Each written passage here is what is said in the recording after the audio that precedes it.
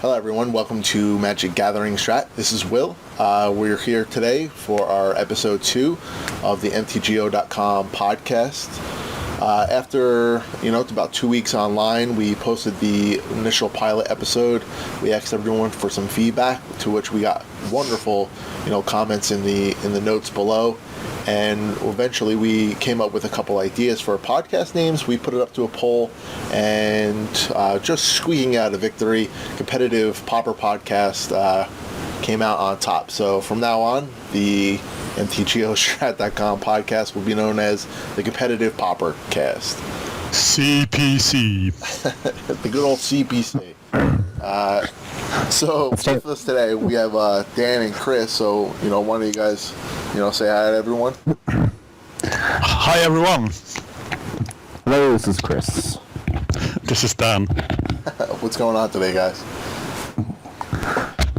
Excited to do this second episode. Yeah, for the second time after we had a freak thunderstorm take me out of commission the last time. We lost a full recording, but we're here. Skies don't look so bad today, so hopefully we'll get through this without issue. So I'm just happy it's not 4 a.m. Yeah, I'm sure that's a lot better for you as well.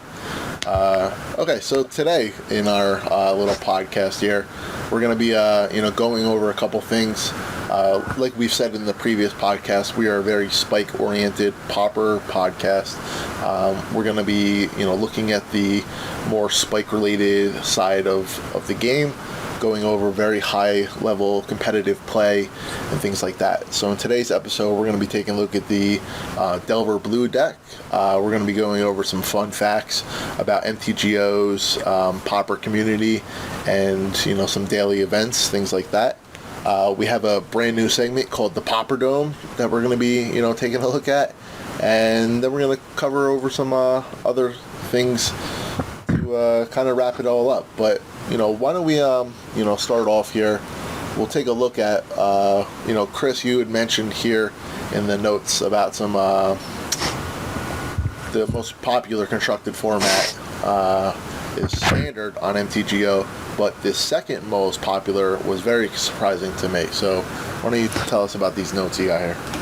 Yeah, overall, standard is quite a bit more popular than Pauper or Modern or RTR Block, but Pauper is pretty significantly more popular than Modern, which is, the actual prize-supported and Pro Tour supported block, or format right here. But if you look at some of these facts and figures I've got right here, Pauper can outdo Modern events as far as placing decks by 11. Right here we got July 14th. You have 20 placing Modern decks, and then you have 31 Pauper decks that place that day. And the trend continues, and usually Pauper is anywhere from 2 or 3 decks placing more than Modern in the posted daily to up to 11 decks more than the Modern daily will post. So Pauper is significant, and that's one of the reasons we want to do this, and I want to bring this to light because I want to get, one of my goals in doing this podcast is getting premier events and 8-mans supported by Wizards.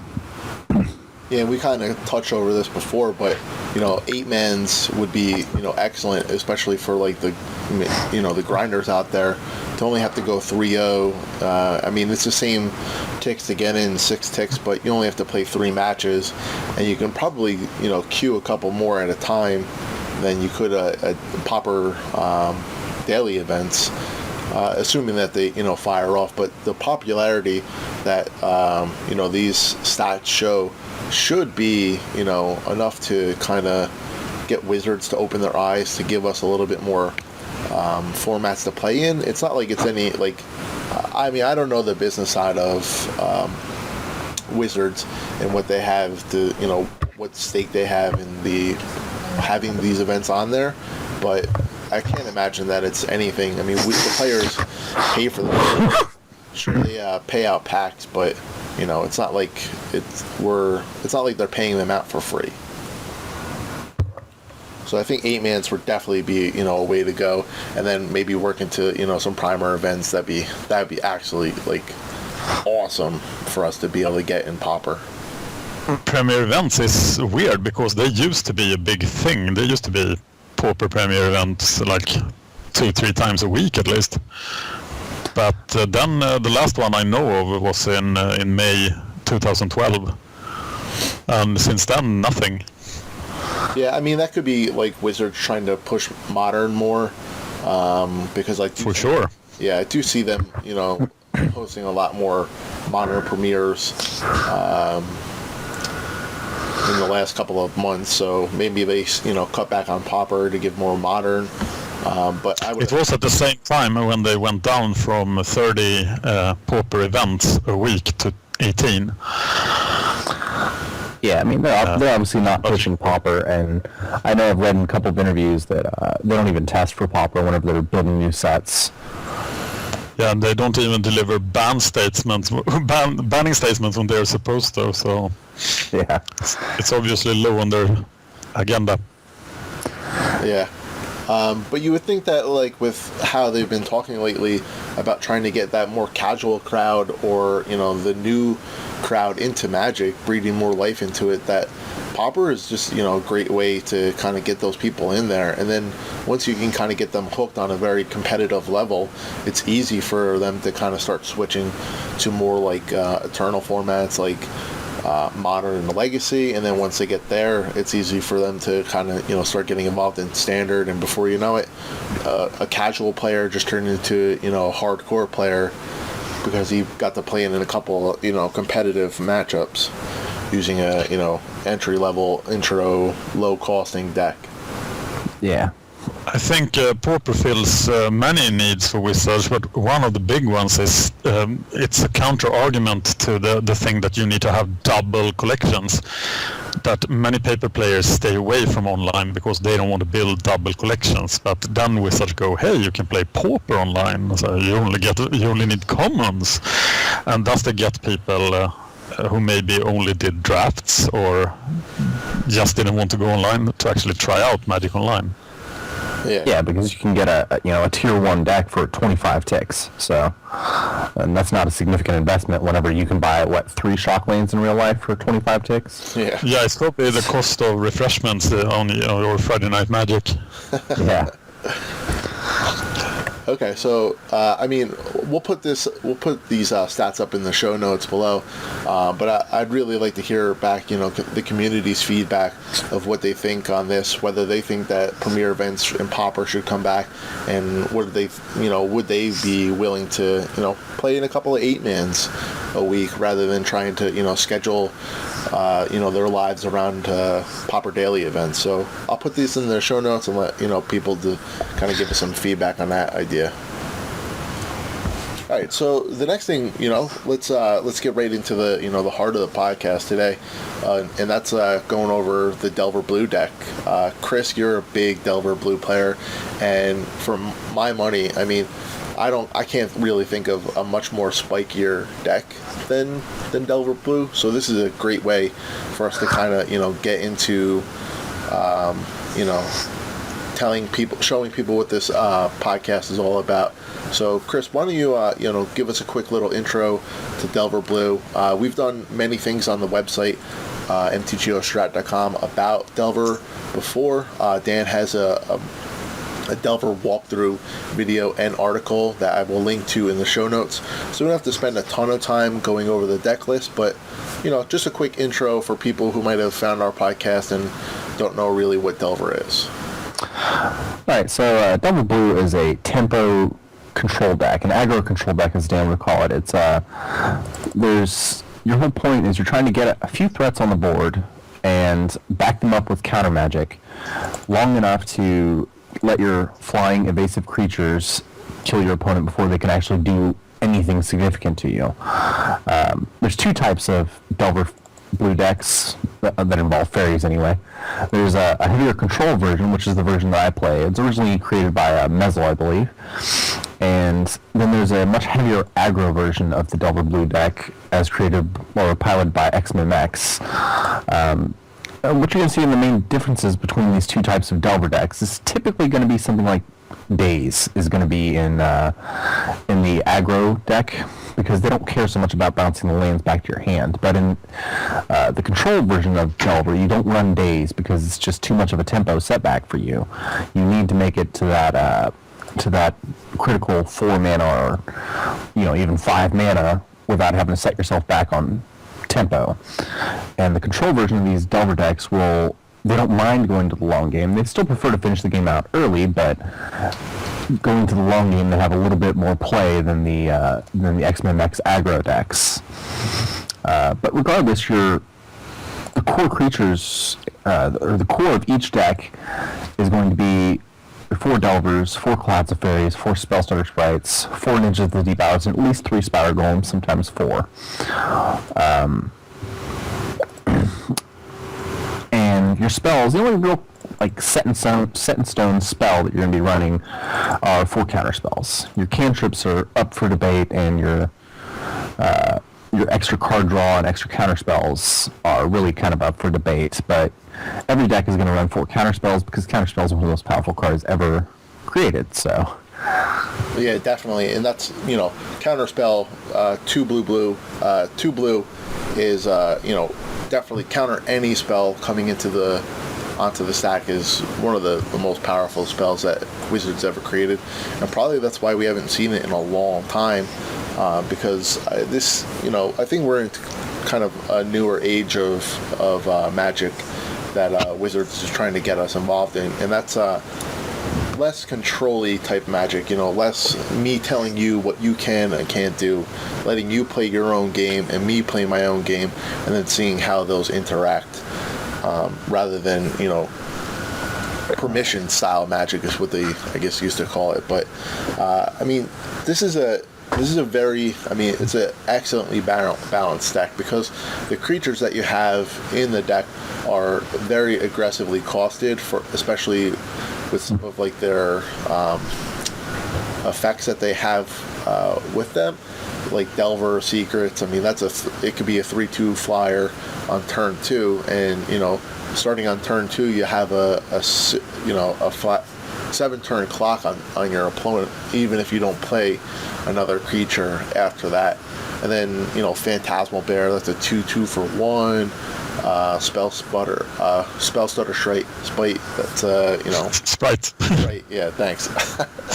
Wanted a blue for a 1/1 flyer that counters a spell of equal to the amount of fairies on the board, and then Ninja of the Deep, ninjutsu on that card is just unreal, especially with all the evasion that you guys have. So, and then if you kind of onto the more control side with counter spell and snap and things like that, you're really being able to control what your opponent does, and it's once you kind of get the edge, you can kind of keep that edge and ride that all the way to victory. So this is, as we have mentioned before, a very spiky deck. It does take a lot of practice before somebody can get pretty good with it. It's right out of the box, I would say it's a pretty powerful deck, but the more that you can play with it, the better you get, the more playtesting notes that you can see, and things like that. Absolutely, the better that you get. So why don't we kind of just jump right into some of the some of the things that you would like to kind of bring to light on the deck for new players, or even competitive players that want to try a new deck. Alright, so if you're playing Delver, one of the biggest things you can do is 2-for-1 your opponent, and this comes into play with Spellstutter Sprite, right? I will almost always very aggressively Spellstutter Sprite pretty much anything my opponents try to do. So if the Sprite has a target, denying your opponent's cards, or more importantly, a board presence affecting thing, is a 2-for-1. And then when I ninja the Spellstutter Sprite, then I get to reuse it and 2-for-1 them again. Because the ninja is going to draw me a card in addition to letting me reuse that Spellstutter Sprite for a counter spell. Yeah, which creates just huge card advantage. Right there, you've done 2 2-for-1s, so you're up a card in your hand, you've stopped them from making a play, and you've pushed through, potentially, 2 damage. So that's a huge swing in card advantage and even just board advantage for you. Yeah. There's 2 primary ways that Delver wins. Delver wins by either getting a flip Delver out and then backing it up with counterspells to victory, or getting a ninja out and protecting it, letting you draw insane amounts, draw an extra card every turn, and whenever you have such a heavy tempo that anything they play gets either snapped or counterspelled or just ignored, then you're just going to win the game because they can't race your tempo. Yeah. I think that, this is an excellent deck, and it's a very tough matchup to play, especially for new players. This deck does require a lot of practice to kind of come across. To kind of get good against, especially when you're going against, a top-tier player such as yourself or Mezzle. But why don't you, Dan, why don't you kind of talk about some of the things that you've, seen playing against Delver? I know that you've done, quite a bit of writing on the deck, so why don't you, talk to us about your feelings on the deck and, what makes it so powerful? It is definitely a deck that attracts good players too. When good players come to Pauper, they often pick up this or Is That Post because they feel they get to control the game. The other version of Delver, which runs Ponder and Preordains, the XMMX version, it has no true card draw, which makes it easier to control for a control deck. But Chris's version here gets around that with Ona's Grace and Gush. And it also doesn't tap out in its main phase to play, to draw cards, which is makes this version much harder to deal with. Yeah, and whatever you can do something on your opponent's turn that you can hold up, counter magic for on your turn, things like that, really helps you to get that that card advantage, that board advantage, because now your opponent is kind of scared into thinking, okay, well, is he holding up counter magic? Is he holding up sprite magic? Is he just going to hit me with not a Delver. Is he going to hit me with a ninja on this turn? Do I need the block? Do I not need the block? There's a lot of things to kind of consider when going up against the Delver deck, but why don't we kind of go ahead? One more thing, it has some bad matchups, but they're not that bad, and it has some crushing matchups that are really good, and it's also a deck that rewards skill and punishes mistakes by your opponent. So you're sort of never without a chance with Delver. It keeps the broken decks in Pauper in check, like it did with Empty the Warren Storm before, and like it does with Temporal Fissure decks now. Yeah, so the worst Delver, the worst matchups for Delver are things like Elves and Stompy that can just throw more things on the board than you can handle, or then you can counterspell and snap back to their hands, and they can protect it with stuff like Vines of Basswood. But even those matchups, right? Elves is probably the worst matchup, but it's probably, only the worst by 30%. 30% win rate against Elves is about what I'm running right now in competitive play. So even that's not that bad, considering that it's supposed to be the worst matchup that you can have. Yeah, and also that's a really good worst matchup. Yeah, especially since it being a rogue deck and pops up, very, very seldomly on in competitive play. I haven't really been playing a lot of Pauper daily events lately, mostly because I've been kind of testing out other decks in the tournament practice room. But do you see a lot of Elves decks when you're playing online? I usually run into about one every 4 or 5 daily events that I play. I'll see an Elves deck. I think Elves is something that comes in waves. They are sometimes there are more of them, and sometimes less. Yep. Yeah, and I also remember you mentioning that mono black control is kind of a difficult matchup for you as well, just because of how much removal that they could be packing. So I mean, between the 3 decks, Elves, Stompy, and Mono Black Control, I mean, those are probably, you know, three of your worst matchups. But considering that, I don't know, Stompy is maybe like what, a 40-60 matchup for you, maybe even. Yes. Yeah, Stompy's about a 40-60 matchup, and the Mono Black Control deck it can be even worse than Elves if they're running like multiple Kumbai Witches in the main deck and Unearths and whatnot, because, you know, the deck can't really beat that whenever they're unearthing the Kumbai Witches that I just counterspelled. Yeah. But, you know, barring that Mono Black Control deck that's specifically geared to beat Delver, it's, you know, probably a worst 40-60 matchup too. Yeah, and I mean, even like that can be over, and even like a, you know, top tier player with the deck can probably overcome most of those matchups and make them more 50-50.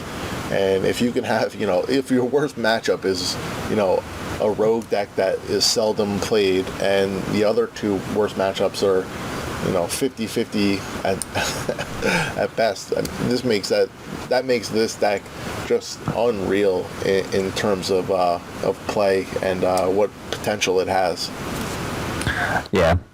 What's also cool about the tempo deck is that you can actually sort of plan your clock a lot more effectively, because you know, the spell started having flash, and then you know that you have a ninja in your hand, so it's actually, you know, they're actually at 1 less life than they think they are, you know, because you have a Cloud of Fairies on board and you're planning on ninjaing them next turn. So you can plan your clock a lot better and know when you can effectively ninja and get them on a much faster clock, put them under more pressure. Yeah. Okay, so Delver. I mean, there's so much that we can kind of go into, but like I said, we'll put links in the notes below, and you know, kind of link to Dan's videos and articles on Delver and the walkthrough. Yeah, I did a walkthrough with Chris, and I interviewed Chris for 2 hours and 15 minutes, and then we go through all the card selections, the sideboarding, everything, all the matchups. Yeah, that was it's pretty crazy. It's a little bit older of a list than what I'm running right now, but the principles are still almost exactly the same as far as how you're going to sideboard and what you're going to sideboard and how to play these decks. The walkthrough tells you, you know, how do you beat Affinity as a Delver player, and how do you beat as opposed as a Delver player. So, yeah, we did interview 2.5 months ago, and I think it illustrates quite well how an Eternal format works, because the main deck is the same, but you made changes in your sideboard based on the metagame. Yes. So there will always be changes to the sideboard because of the metagame. Yeah, and you know, I think that's a great segue from, you know, kind of going what we were talking about into, you know, the next kind of thing that we wanted to look at, and that is the Pauper metagame for like the last couple of days. So I got up here MTGO stats.com and going over some of, like, you know, in the Pauper format top archetypes.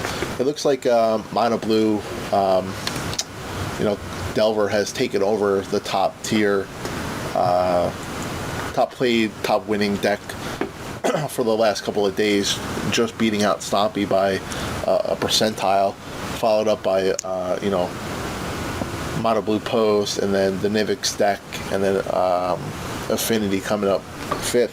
So between the, you know, the 5 decks, we're looking at over 50% of the meta game being played, you know, in this little snapshot. So Chris, what kind of, since Delver is on the top, what is, like, we already kind of touched about you versus Stompy, which is the next deck below, but what about Delver versus Blue Post? I've got a pretty good matchup against Mono Blue Post. Obviously, sometimes they get their draws that you can't really do anything about it, but there's such a very specific draw from them that makes it to where they can't, where they can do whatever they want regardless of whatever you do. That the Mono Blue Fisher Post matchup is really good, you know, unless they have the God draw and you can't do anything. So I'm batting something like 70 to 80% against them. Wow. Dane, you were gonna say something? Yes, first that Mono Blue Post is the unfair combo deck in some sense. It's the combo deck of the format, just like Emptied War and Storm was. And Delver's ability to keep that deck in check is what makes Delver the number one deck. Another thing that we recorded this episode the first time 3 days ago, and the metagame looked a little different then, because Stompy was number one, and I talked to Yeezy84 of Team DBC, and he plays Stompy quite a bit, and he's kind of your Stompy mentor, Chris, right? I started playing Stompy before I started talking to him, but he turned me on to the version of Stompy that I like the best right now. And he predicted this 2-3 days ago, because there was a lot of main deck Stompy hate, like main deck standard bears in the dailies. So Stompy was hated out of first spot. And even Delver being there and Stompy having a good matchup against Delver, Stompy still couldn't hold the number one spot. Yeah. Yeah. And I mean, just sitting around in the tournament practice room, I've been seeing almost nothing but the next deck coming that we'll talk about, and that's the Nimbic Cyclops deck. Everyone is playing this deck, it seems like. Yeah, but it is important thing to point out there that the metagame in the tournament practice room is really screwed up compared to the real metagame in dailies. So never make the mistake, viewer, to think that the tournament practice room actually represents the Pauper metagame in any shape or form. Yeah, exactly. Because a lot of the grinders kind of like they get their practice now in the Pauper daily events, because just so much of what's been going on in the tournament practice room lately has just been these Nimbic Cyclops decks and just random rogue decks that have been popping up, that it's tough for them to kind of get practice in against top tier players like Chris and Mezel and stuff like that. So why don't we talk a little bit about Delver versus the Nimbic Cyclops deck. Yeah, Delver against the Nimbic Cyclops deck. I consider the Nimbic Cyclops deck probably the second easiest Delver matchup behind Burn.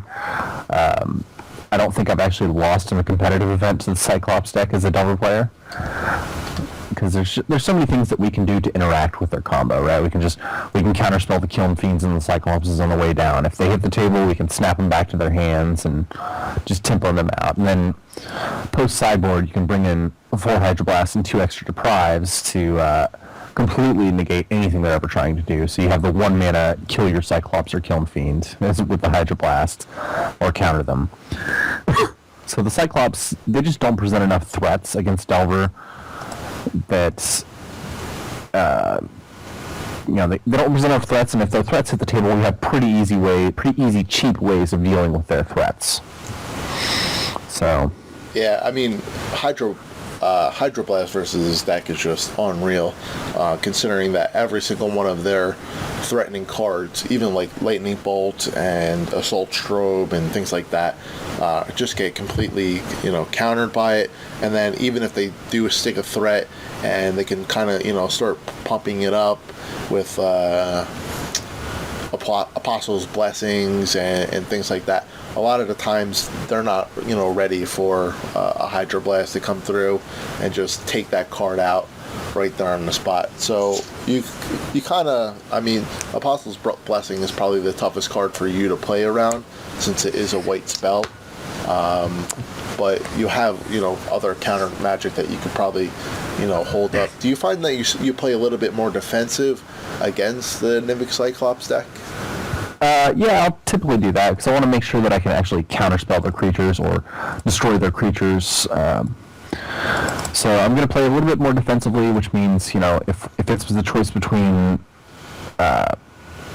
killing their Cyclops or playing a Spider Golem, then I'll probably save up the mana to be able to counterspell their Cyclops rather than play the Spider Golem. Yeah, and that's exactly what how I would think that you would play it, because realistically they only have 8 threats in the deck, and if they can't stick one of those threats, it doesn't matter that you're taking an extra turn to not tap out. So this way you can hold up that counter magic, or you can hold up that Hydroblast. So this way on the next turn, when you have to tap out to kind of, start putting some pressure on them and start trying to win the game, that you're not in a bad position to, just get blown out on the next turn. Yeah, one other thing that's worth noting is it's kind of hard to bluff against them. You can't really bluff counter magic against them. So if you don't have it, just go for it, because they don't have they have 4 Gitaxian probes in their deck typically, so they're pretty much always going to know what you have in your hand. So bluffing counterspell mana instead of playing a threat is not always the best move. Yeah. So then we'll kind of, touch upon the last 2 here. Affinity comes in number 5. Affinity has always been around in the meta. I mean, it really took over the meta for a short time there, right after Infect and Storm got banned. It seemed like everybody was switching over to Affinity. I've seen it at one point, even almost like 25% of the meta at a single point. So why don't you talk about, Delver against Affinity? So the Delver versus Affinity matchup is pretty close to a 50-50 matchup. I think I'm slightly favored just as a more experienced player, but the way that Affinity wins is by not playing into your spell starter sprites. So if you're an Affinity player, do not ever play into spell starter sprite, because the Delver deck will beat you if they're allowed to 2-for-1 you with spell starter sprite. So as a Delver player, what you need to do to win is get a flip Delver on the table and control the board just long enough to win, which means save your hard counter spells for Mirror Enforcers, or I'll save your hard counter spells for Mirror Enforcers. It's even okay to let Thoughtcast through sometimes, depending on how many cards are in your opponent's hand, of course. But Affinity is kind of like the Cyclops and the Fiend decks, in that the only threats you're really worried about from the Affinity decks are the 4/4s, which are the Carapace Forgers and Mirror Enforcers, and ATOG itself. So you can spell stutter the ATOG and the Carapace Forgers and hard counterspell the Mirror Enforcers. And if you can get rid of those guys, then your Quicksands will take care of the Frogmites, and you don't really care about the Disciple of the Vaults. So it's how you're going to win is just controlling the board long enough and getting a flip Delver on or an active Ninja and protecting them. Yeah. I did a full article of this matchup with Marcus of MagicGatheringStrat, and I came to the conclusion that Affinity was favored. You didn't approve, Chris, so you made it into the article as well, and we'll link to that in the show notes too. But that article sort of depicts what you have to think about pretty well from both sides. Yeah, we should link to that article too on Pure. I'm looking at the MTG Goldfish metagame report, and they actually have Izzet Post at number 4 for the last 5 days. And I'm amazed that a control deck can actually get that high in the world of Temporal Fissure. Yeah, it seems like Izzet Post has made a pretty big comeback here recently. I know I've encountered him like 3 or 4 times in the past few dailies I've done, which, for a deck that was effectively dead 3 weeks ago, that's kind of crazy to me. Yeah, Izzet Post never dies. They just go to hell to regroup. Yeah, exactly. Izzet Post, when I first got back into Magic earlier in the year, this was the deck that was just everywhere. Every single time that I would, get into a daily event, it seemed that, I might have played, I don't know, one or at least one, maybe 2 Izzet Post decks in a daily event. But with Stompy, if you can get to a pretty good start off with that, you can take out Izzet Post pretty easily. But what about what do you see versus Izzet Post? Is it kind of like the same thing as like the Nivik Cyclops deck, where you're just waiting around for them to start to stick threats, or do you play them a lot differently? Actually, against Izzet Post, it plays way differently. You're trying to be the problem deck whenever you're playing against Izzet Post. So you are trying to be the aggro deck as a Delver player against Izzet Post and back up your threats, counterspell whenever they try and flame slash. If you can stick a ninja against Is It posts, you will win almost on the spot. Stick a ninja and protect it for a few turns. You win. You outcard them because Is It post's game plan is to try a 1-for-1 removal you in the early game, and then land a big threat like a Mill Drifter or Ulamog's Crusher and protect it with their own counter magic. So they're trying to 1-for-1 you and then out card draw you later on in the game. Yeah, it's kind of weird because I don't really see a lot of Is It post decks now running Ulamog's Crusher main deck. They never should. It's been a known fact for a long time that Is It post doesn't need Ulamog's Crusher. It's usually just a new player mistake to include it. Yeah, I mean, it used to be a very popular thing, but everyone. It helps you against the clock. Yeah, I was gonna say the only thing that it really helps you against is once you kind of can get it on there, it's on board. It's a pretty quick, clock after that. But the problem is that you've wasted probably about 15 minutes getting it onto the board. So you can't really do, if you lose one matchup going, playing that slow, you're definitely gonna time out. And you should probably just get more practice with Is It post before you play a daily. Yeah, that's another thing too you can do as a double player is just time them out, make them kill you, because timing people out is a very valid way to win. Because if they're not experienced enough with the deck, then they shouldn't be playing it and they shouldn't be wasting your time. And that's definitely a very good strategy against mono blue post as well. Yep, the mono blue post or the Is It post, both decks run very, very slow, and they're not going to kill you until at least turn 15 to 20. So making them kill you, making them spend their time to kill you, can be a very, very valid way to win. And that's really important, actually. Some people feel that, this is cheating, you're using the clock, but this is a tournament. We have to use every way we can to win that are within the rules. Yeah, correct. And I mean, I always feel that it's a very satisfying win when I beat somebody by letting them go to time on it. Not only just because I feel like they lost the match.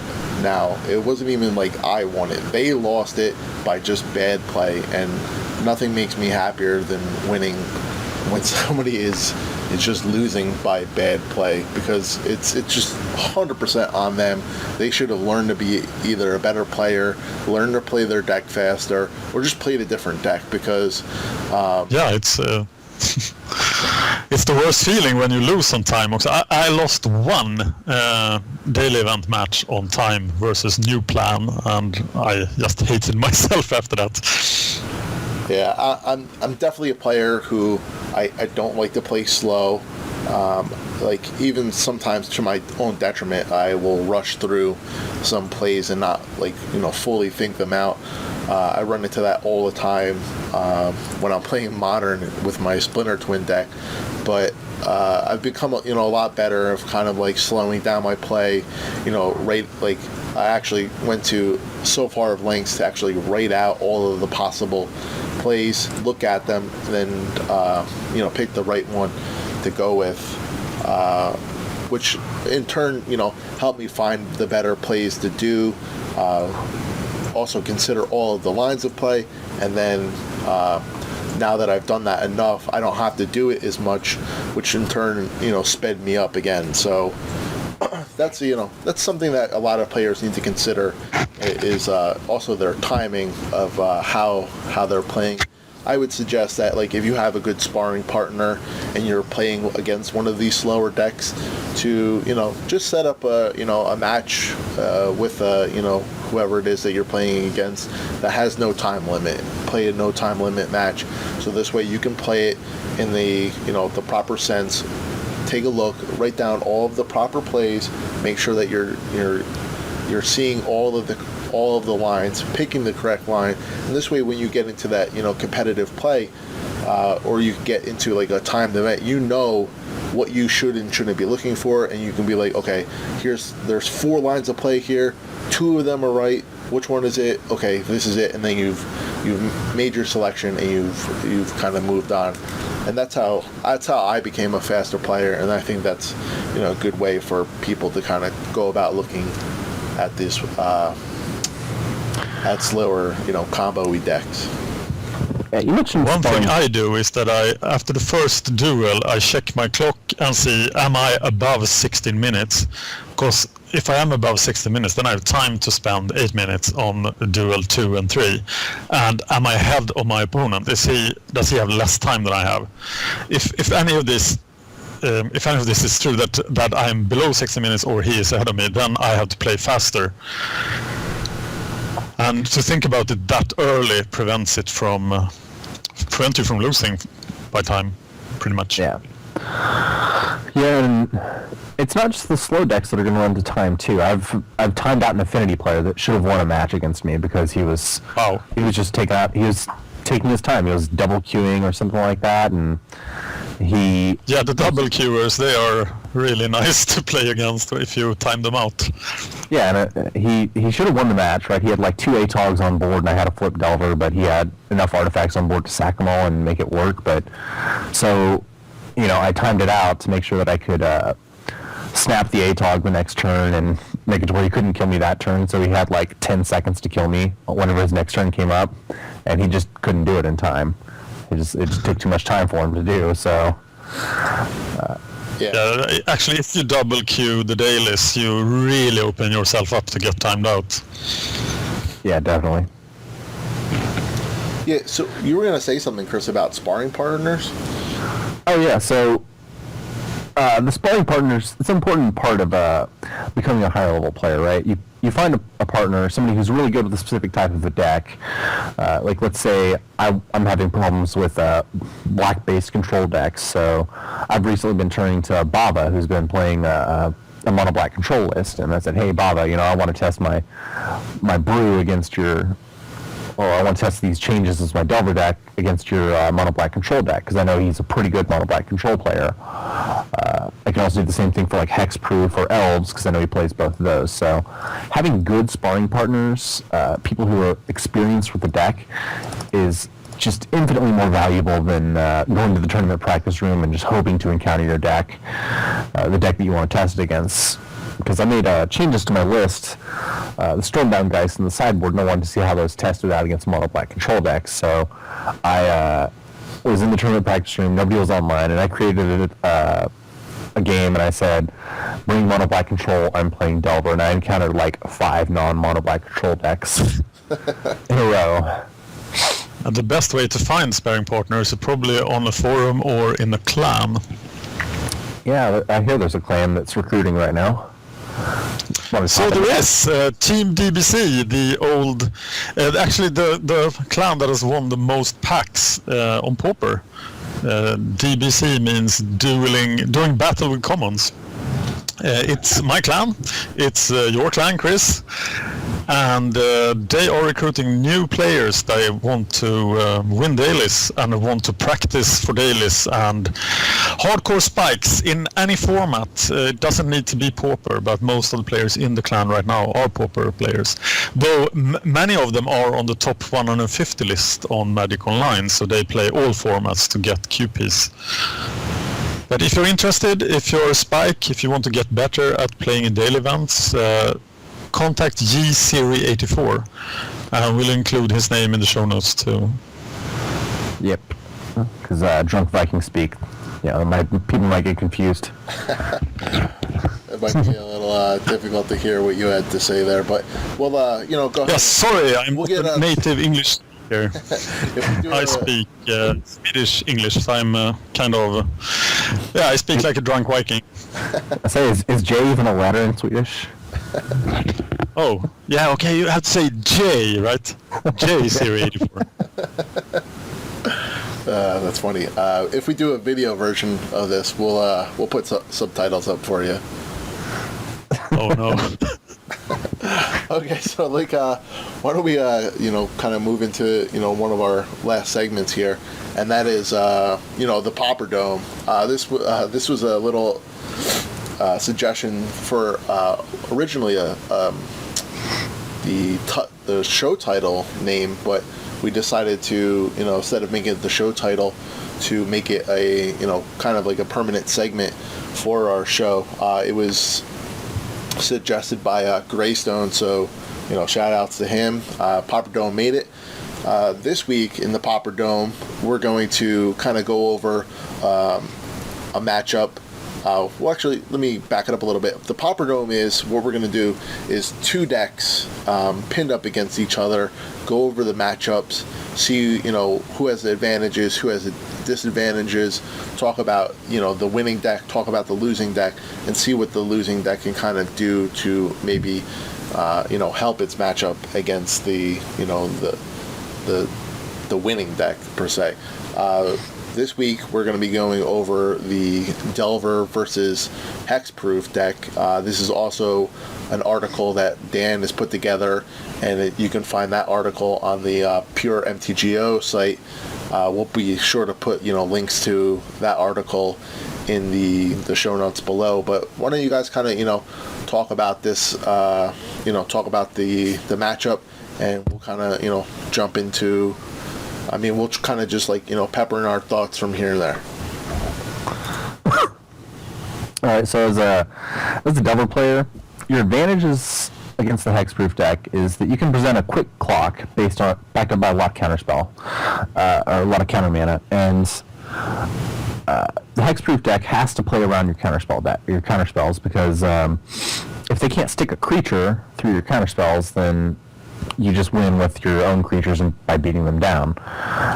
But this makes it to where the matches really relying on the draw, because sometimes they'll have hands where they can slip through a slippery bogle or two, and then you have to start worrying about counterspelling their stuff with trample. That being said, if you can counterspell the creatures, or backed up by that, you can counterspell the stuff with trample, then you're going to win. It's like the Hexproof player is playing a game of solitaire, but you are kind of disrupting it by stealing cards and stuff with your counter magic. Yeah. Because what he needs to do to win is to put a creature on the table, put the right enchantments on it, get the right mana to do so, and then attack for the win. Yeah, exactly. Yeah. Because once they start to stick threats, there's almost nothing that the Delver player can do to almost interact with that, because these creatures are just going to get so big so fast that the 1/1s and 2/4s that Delver can kind of throw in front of it are just not going to be enough. But it looks like through reading over most of your article that you guys would say that Delver is a little bit more favored over Hexproof. It is quite even, but Delver's ability to disrupt Hexproof's game is key here. Yeah, because Hexproof is effectively a combo deck, right? It's you're trying to stick you're trying to mesh together 2 or 3 cards to make a giant Voltron creature that Delver can't deal with because it's Hexproof. But if you can do that, or if Delver lets you do that, then you win. But Delver has the ability to disrupt combo decks while still presenting enough threat that it can win. And that's why we think Delver's typically a little favored. I'll play the part of Delver in the article. We did 2 matches, me and Bava, who Chris earlier mentioned, of MagicGatheringStrat. And one card that was in your sideboard, Chris, at the time was Boomerang, and that was really a key card in the matchup, because then I could, as the Delver player, I didn't have to disrupt his game.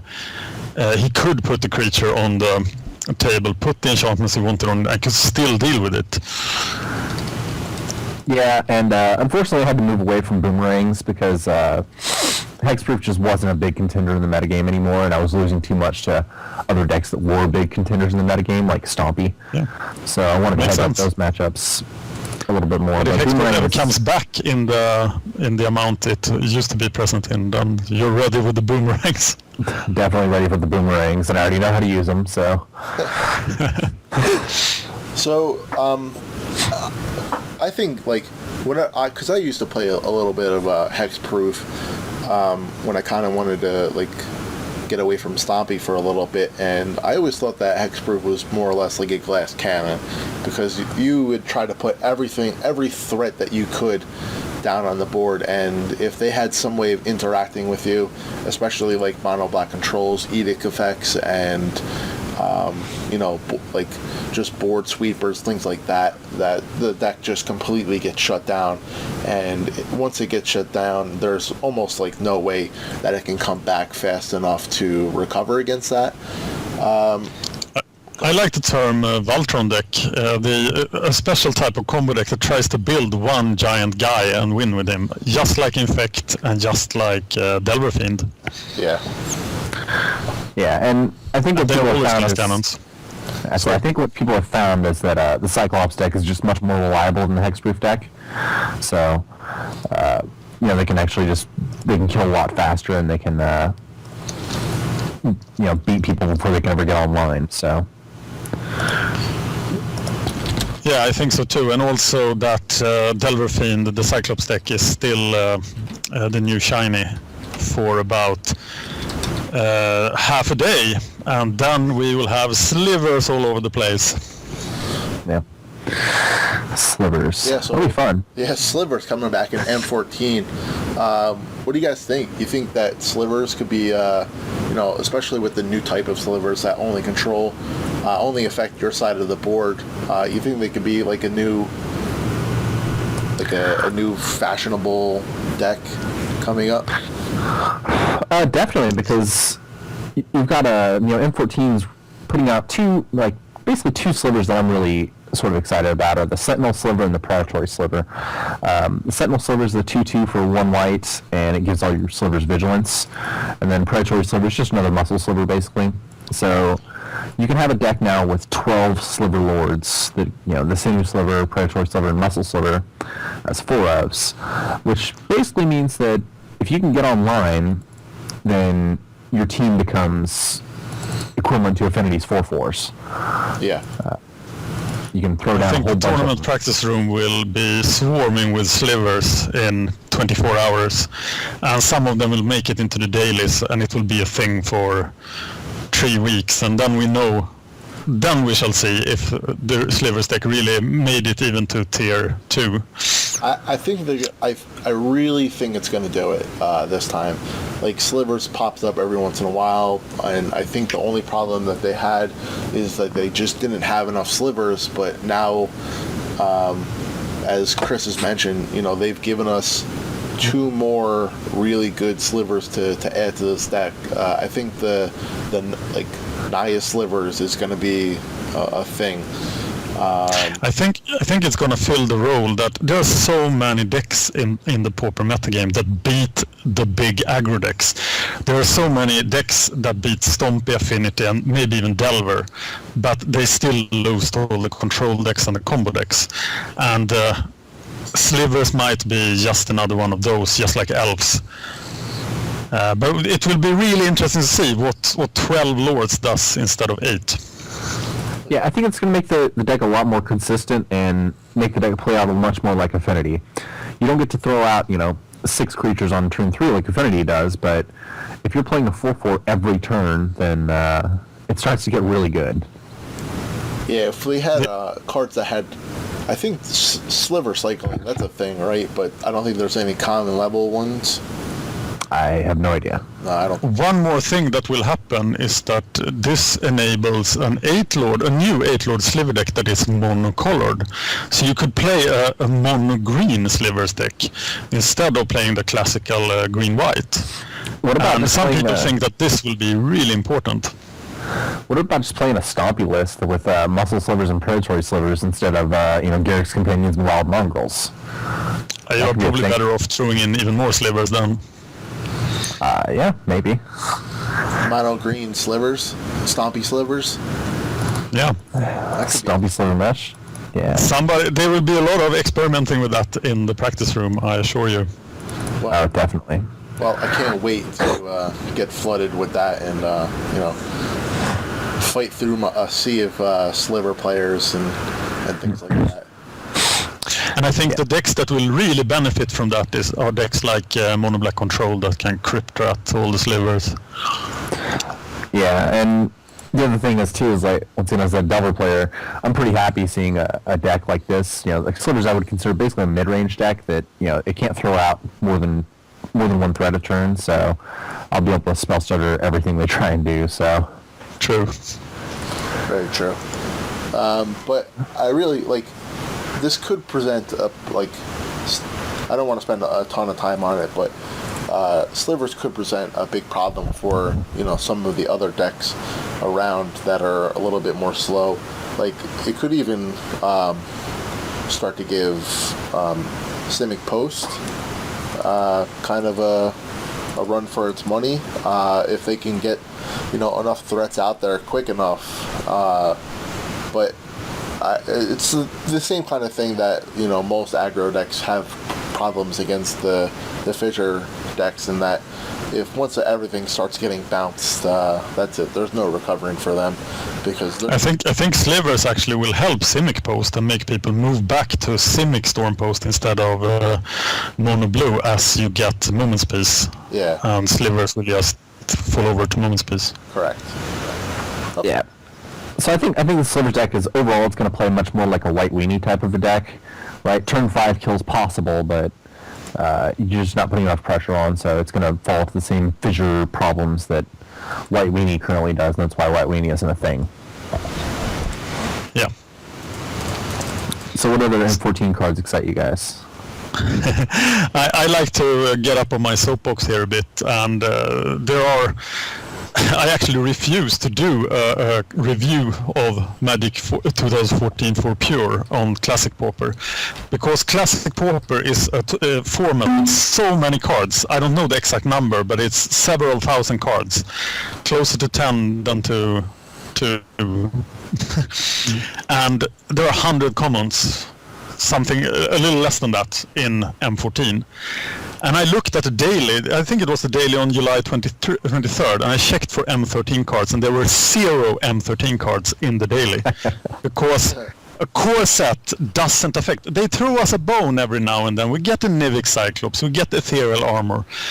But more than 2 cards will not make the dailies, and they will probably only make the dailies for a short while. Look at Archaeomancer and Bond Beetle from M13. They were in the dailies, but they're gone now because there were better cards. Archaeomancer is still a very valid card. Yeah, but they don't play Mnemonic Wall. Yeah. Because it's better. Yeah, I mean, I've been looking through the spoiler list. I mean, maybe there's a couple things that, like Advocate of the Beast, that might be able to, split. Yeah, I looked up, but I played the Beast deck. We have a Beast down deck on MTGeostrat. I played several videos with it. I'm not even sure Advocate of the Beast would make it into that deck. What would you cut for it in the Beast down deck? And if it doesn't make a Beast tribal deck, how good is it then?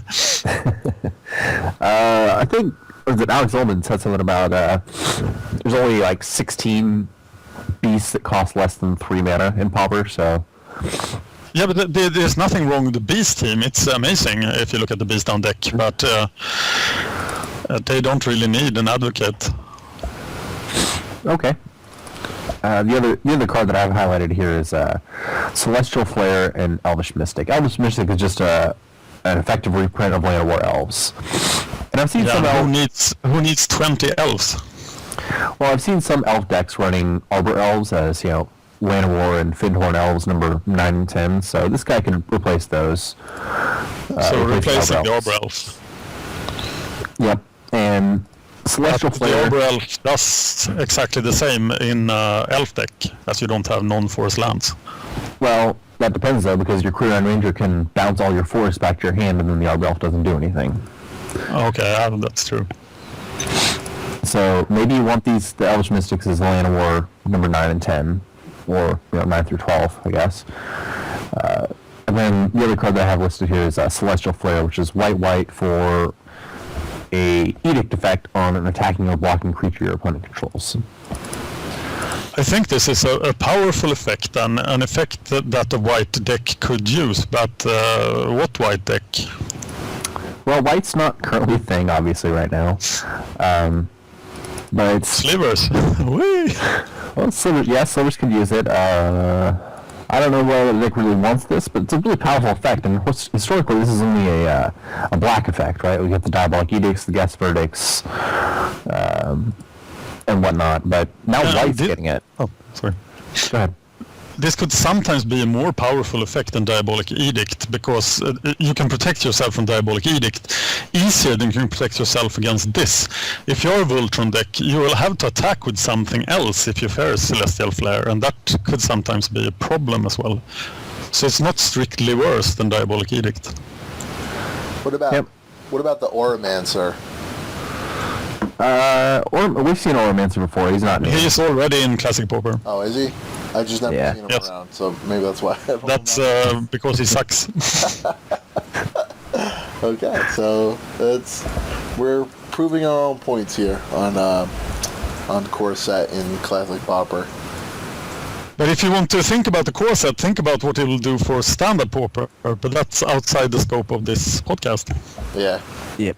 What would your feelings be on standard Pauper 8-mans instead of regular Pauper 8-mans? That would be awesome. I love that. I don't think the format's popular enough. Yeah. I think any format that gets regular events will become that popular. It's a very interesting proposal, because there's not too often in standard Pauper does a top tier, like air quotes, top tier deck stay around, because somebody's always brewing up something new. But okay, so why don't we let's start wrapping it up. Now, Dan, I know that you have a big series on MTGOstrat that you kind of wanted to plug here that's going to get started off soon. So why don't you talk to us about that?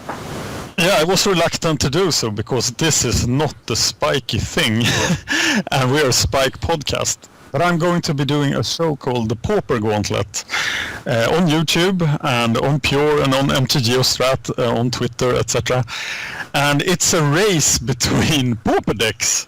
So somewhere between 31 and 100 Pauper decks will be racing the tournament practice room, fighting through the hordes of Slivers, and until one remains. And we can clutter the show notes with a link to explain more about the Gauntlet. But it's starting on July the 29th. And if there is a deck you want to see played in the Gauntlet, because 69 spots are still open, then you should check out my Pure article that gets up on July 29th. Okay, that's cool. All right, you guys got anything else to add this week, or...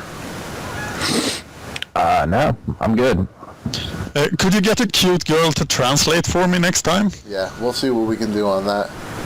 Great. Yeah, I'll bring my wife on next time. Okay. Awesome. All right, guys. So why don't you just tell everybody, where they can find you, Twitter, on MTGO, and stuff like that. All right, on Twitter you can contact me at cweaver8518.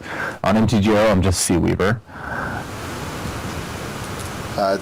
Dan, I know, they can find me on Twitter at MTGOstrat. We host the website mtgostrat.com.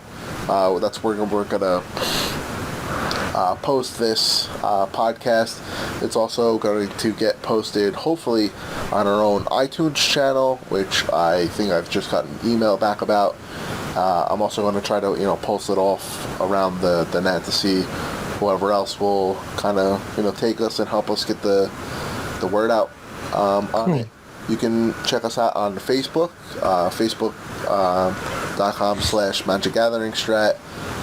Like I said, our website a billion times so far, but I'll say it again, ntgostrat.com. We have a streaming TwitchTV channel, TwitchTV/MagicGatheringStrat. People can find me on MTGO I am Millhouse, MIL House 02. Dan, why don't you give them your info? Yeah, the easiest way to find me is to find me on YouTube on the MagicGatheringStrat channel. I'm also MagicGatheringStrat on Twitter, as well as Dan Horning, one word. Yeah, that's the easiest way to get hold of me. Okay, pretty sweet.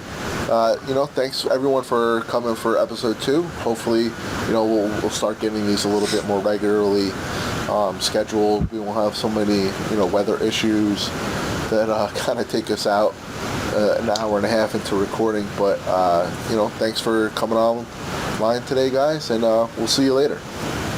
Thanks, Will. Cheers. Later.